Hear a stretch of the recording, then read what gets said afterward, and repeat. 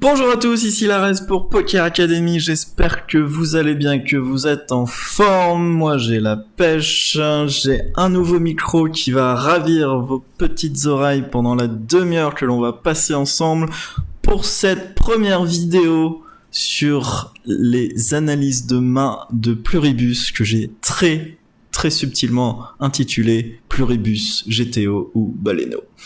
Donc à travers les 25 mains les plus croustillantes que j'ai trouvées en reviewant toutes les mains, tous les pots de plus de 10 big blinds sur les 10 000 mains où les humains se sont fait éclater cet été contre Pluribus, donc je vous ai sélectionné 25 mains les plus intéressantes qui dévient du standard. On va essayer de comprendre pourquoi Pluribus dévie, pourquoi Pluribus fait des trucs bizarres, est-ce que c'est un génie incompris ou non, est-ce qu'il fait des grosses erreurs ou est-ce qu'il a tout compris, on va voir ensemble. Donc, si vous étiez dans une grotte cet été, donc Pluribus, donc une intelligence artificielle a défoncé les humains en Six Max. Après les échecs, le Go, Dota, Starcraft 2, maintenant c'est le Poker Six Max qui passe à la casserole. On sait pas dans quel prochain jeu l'intelligence artificielle va nous défoncer, mais on sait qu'on perd la bataille de jour en jour, d'année en année. Et nos valeureux humains, même s'ils ont plutôt bien joué sur les mains de G-Review, il y a quand même peu d'erreurs, il y a des beaux plays. On perdu, voilà. On a eu un article sur Poker Academy de Frodinou, qui a montré pas mal de mains de Pluribus, expliqué un petit peu ce qui s'est passé, montré ses stats, ses ranges d'open. Donc je vous conseille de le lire si vous ne l'avez pas encore fait, de mettre en pause cette vidéo, d'aller le lire tout de suite. Voilà, hop. Et voilà, donc maintenant que vous savez tout sur Pluribus, vous avez compris comment il marche, vous avez vu pas mal de mains, on va aller voir en détail comment il joue, est-ce qu'il joue bien ou pas, et j'espère qu'à l'issue de ces 25 mains qui devraient nous prendre 3 ou 4 vidéos, on aura la réponse. Alors, première main. Pluribus ouvre paire de 3, tout va bien. Il se fait 3 par As-Valet, standard. C'est payé, tout va bien. Flop, c'est bet range, ok. C'est payé, tout va bien. Turn, plusieurs choix, on peut give up, on peut miser. Eddie choisit de miser un tiers. Et là vous dites c'est un fold. Vous avez raison, c'est un fold. Mais Pluribus, il call, il s'en fout. Il call, il s'en fout. Et arrivé river, Eddie time et fait tapis.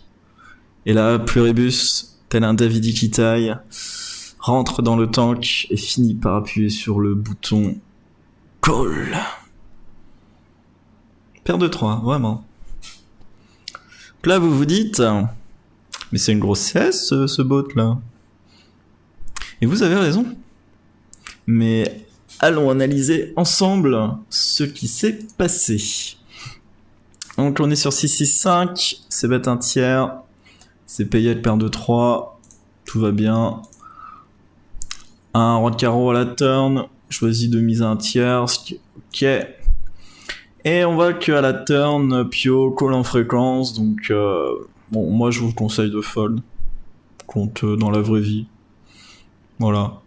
Sauf si vous êtes contre un maniaque, mais même, je call river c'est pénible. Donc plutôt fold, mais bon, Pluribus call. As-Valet est un shove tout à fait ok. On arrive donc river. Et on voit que le paire de 3, voilà, déjà on préfère avoir un carreau, vu qu'on bloque quand même As-3, 5-3, 4-3.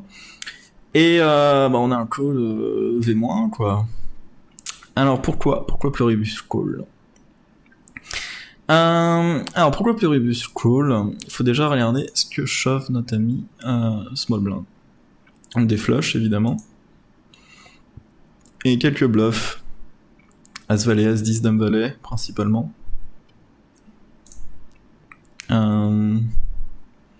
Chauffe des foules aussi, quelques flushs, Dame-Valet, 10 high. C'est à peu près tout.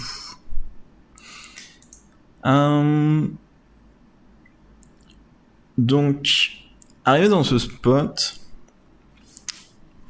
Avec quelle main vous voulez payer? Donc évidemment, une fois que vous avez payé vos flushs, vos trips, etc., avec quelle main vous voulez bluff catch? Vous voulez une main qui ne bloque pas les bluffs adverses et qui bloque la value range adverse. Donc la meilleure main pour bloquer la value range adverse, vu que il y a quand même pas mal de flush à l'as, bah ça va être l'as de carreau.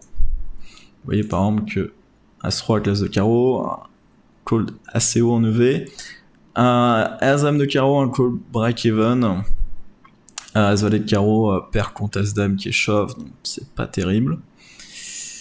Vous avez pas grand chose d'autre. Si, vous avez As-9 qui a l'As de carreau, qui est très bien un call.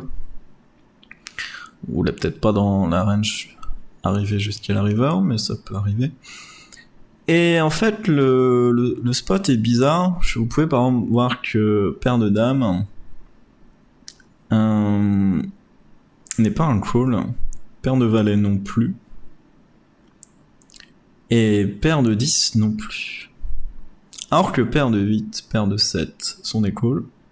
Alors c'est vrai qu'on bloque 8 et 7, mais vous voyez que 8 et 7, Pio préfère check call plutôt que de shove lui-même, même s'il est pas choqué par un shove. Et vous voyez que 4-4-3-3 en 2-2 il fold. 4-4-3-3 il call avec un carreau, si les bloqueurs sont pas ouf.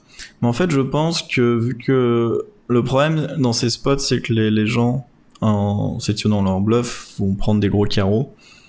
Et donc quand vous avez un gros carreau comme la dame, le valet ou le 10, certes vous bloquez des flushs, mais vous bloquez aussi les bluffs adverses. Et du coup, c'est ce qui explique le fait que qu'ils foldent des mains comme les valets et les 10 à carreau. Donc je vous conseille plutôt d'attendre des mains comme roi dame avec un carreau, roi valet avec un carreau, roi 10. Peut-être call roi dame sans carreau, pourquoi pas. Honnêtement, je comprends pas trop le call avec 3-3, il peut juste call roi dame, sans carreau, il peut juste call roi 8, roi 7 aussi, ça bloque la quinte en plus. Donc, ouais. Donc là, je pense que c'est un overcall, il peut juste fold un peu plus et attendre une meilleure main call, sans overfold, donc je comprends pas trop le call ici. Mon avis, c'est que soit c'est une CS, soit il a vu qu'il bloquait pas la range de bluff de vilain et il doit avoir un call en fréquence à 10% ou un truc comme ça, je sais pas. Assez bizarre. Donc première main, pas convaincu, plutôt station.